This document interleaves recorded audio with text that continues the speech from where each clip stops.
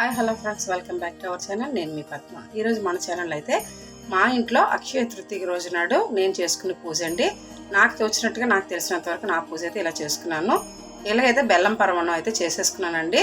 ఇలాగైతే లక్ష్మీదేవి అమ్మవారి ఫోటో కూడా నేను పసుపు కుంకుమ బొట్లు పెట్టుకొని చందనం రాసి అమ్మవారికి మాల అనేది వేసుకొని, అలాగే ఒక ఇత్తడి పళ్ళెంలోని చిల్లర డబ్బులు వేసుకొని, ఎందుకంటే చిల్లర డబ్బులోనే లక్ష్మీదేవి ఉంటుందని చెప్తారు కదండి, కాసులు కురిపించే లక్ష్మీదేవి.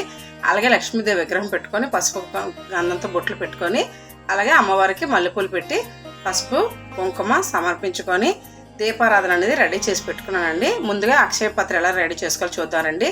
ఒక ప్లేట్లోని మనము మట్టి కుండను పెట్టుకోవాలి. ఇప్పుడు అందులోనే పసుపు కుంకుమ అక్షంతలు వేసుకోవాలి.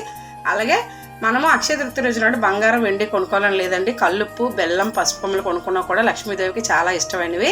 అలాగే ఇక్కడైతే నేను 3 పిడికలంతా కూడా ఇక్కడ కల్లుప్పు అయితే వేసుకున్నానండి. పూర్తిగా వేసుకో అవసరం లేదు, కొద్దిగా గ్యాప్ ఉన్నట్టుగా వేసుకోవాలి. అలాగే 3 సార్లు వేసుకున్న తర్వాత అలాగే మనము 11 రూపాయలు కానీ 101 రూపాయి కానీ లేదంటే మనకి తోచినంత వరకు మనం అయితే ఉప్పు జాడీలోని చిల్లర కాయిన్ అనేది పెట్టుకోవాలండి. అలాగే 501 రూపాయలు నేనైతే పెట్టుకుంటున్నాను. మనకు తోచినంత వరకు 11 రూపాయలు కూడా పెట్టుకోవచ్చండి. అలాగే చిల్లర డబ్బులు పువ్వులతో పెట్టుకొని లక్ష్మీదేవికి అయితే అక్షయ కుండని నేనైతే తయారు చేసి పెట్టుకున్నాను. అలాగే అమ్మవారికి ఎరుపు గాజులు పచ్చ కలర్ గాజులు కూడా అలాగే పెట్టుకున్నానండి. అలాగే మట్టి ప్రమిదలో దీపారాధన కూడా నేను తెల్లవారుజామున చేసేసుకున్నాను. అలాగే ఇప్పుడు అమ్మవారికి తాంబూలం అయితే సమర్పించానండి.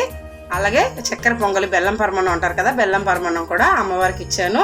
అలాగే ఇప్పుడు దవరం మొరం కూడా అమ్మవారికి చాలా ఇష్టం అండి, అవి కూడా అమ్మవారికి సమర్పించాను.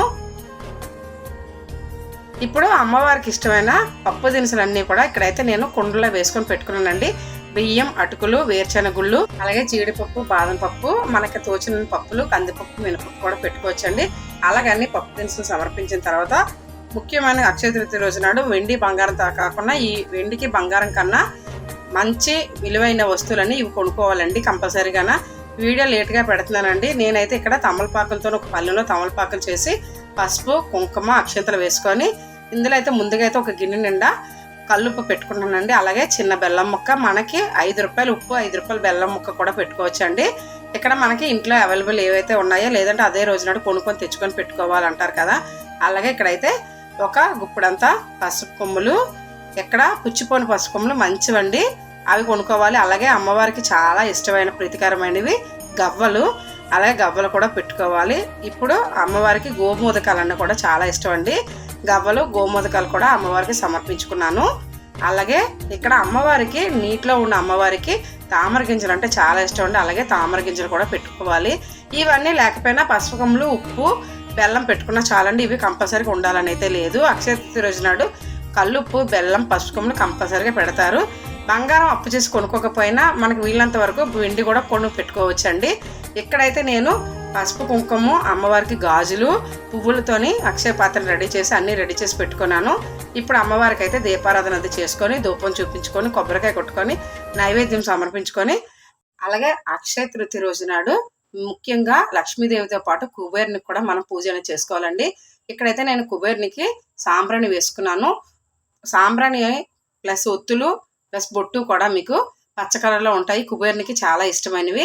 నేనైతే సాంబ్రాణి బొట్టు ఒత్తులు కూడా పచ్చ కలర్లో వేసి కుబేర్ని పూజ అయితే తెల్లవారుజామున చేసేసుకున్నానండి 6:30 కల్లా. అలాగే తర్వాత ప్రసాదాలన్నీ చేసుకొని ఈ పూజ అయితే తర్వాత చేసుకునే పూజ అది. అందుకే మీకు రెండోసారి దీపారాధన అనేది చేసి చూపిస్తున్నాను. కుబేరునికి మనము ఇలా చేసుకోవడం వల్ల మనకి డబ్బుకి అనేది లోటు ఉండదు అని చెప్తారు. అలాగే ఇప్పుడు మళ్ళీ నేను అన్ని నైవేద్యాలు సమర్పించిన తర్వాత ఇప్పుడు దీపారాధన ధూపం కూడా చూపించి అలాగే మనము కొబ్బరికాయ అనేది కొట్టుకోవాలండి.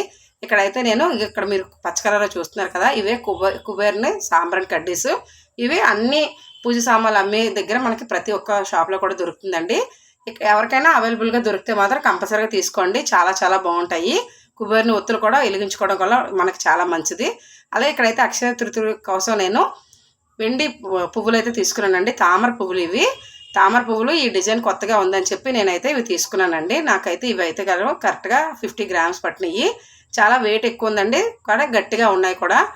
చాలా బాగా నచ్చి ఈ పువ్వులు అయితే తీసుకున్నాను. ఇది మీకు వీడియో అనేది క్లియర్గా పెడతానండి. నేను పూజ కోసమని చేసేసుకున్నాను. ఇప్పుడు ఇక్కడ పువ్వులు పెట్టి పసుపు కుంకుమ అక్షంతలు వేసి దండం అయితే పెట్టేసుకున్నాను. ఇక్కడ అమ్మవారికి అయితే నేను వెండి పువ్వులు అయితే సమర్పించేశానండి. మనం ముఖ్య ప్రసాదం అయితే ఉప్పు, బెల్లం, పసుపు కొమ్మలు అయితే పెట్టేసుకుని అక్కడ వరకు సరిపోతుంది. కానీ ఇక్కడ ఏదో కోస్తూ కొనుక్కోవాలంటారు కనుక మనం ఇక్కడైతే వెండి పువ్వులు నేనైతే అమ్మవారికి సమర్పించుకున్నాను. ఇప్పుడైతే కొబ్బరికాయ కొట్టేసి అమ్మవారికి హారతి అనేది చూపించుకొని మనం హారతి పాట పాడుకోవచ్చు, లేదంటే శ్లోకం చదువుకోవచ్చు, లేదంటే మంత్రం జపించుకోవచ్చు. ఇలాగ అమ్మవారికి ప్రతి ఒక్కరు కూడా నిండు మనసుతో పూజ చేసుకోవడం వల్ల అక్షయ తృతీయ రోజు నాడు గుడికి వెళ్ళినా వెళ్ళకపోయినా కూడా ఇంట్లో అన్ని దీపారాధన చేసుకున్నా చాలండి. ఇక్కడైతే నేనైతే అమ్మవారికి ఇలాగా దీపారాధన ధూపం చూపించి అమ్మవారికి నైవేద్యం సమర్పించి ప్రసాదాలన్నీ పెట్టుకొని అలాగే అమ్మవారు అందరికీ కూడా ఇక్కడ హారతి చూపించేసి దండం పెట్టుకున్నానండి. ఇలాగైతే మా ఇంట్లో అక్షయ తృతీయ పూజ అయితే ఈ విధంగా చేసుకున్నాను నేను. నచ్చిందంటే ప్రతి ఒక్కరూ లైక్ చేయండి, షేర్ చేయండి, సబ్స్క్రైబ్ చేయండి. మీ ఫ్రెండ్స్ అండ్ రిలేటివ్ కూడా షేర్ చేయండి. వీడియో నచ్చింది అనుకుంటున్నాను. Okay, thank you for watching. Music అయితే చూసేయండి. బాయ్.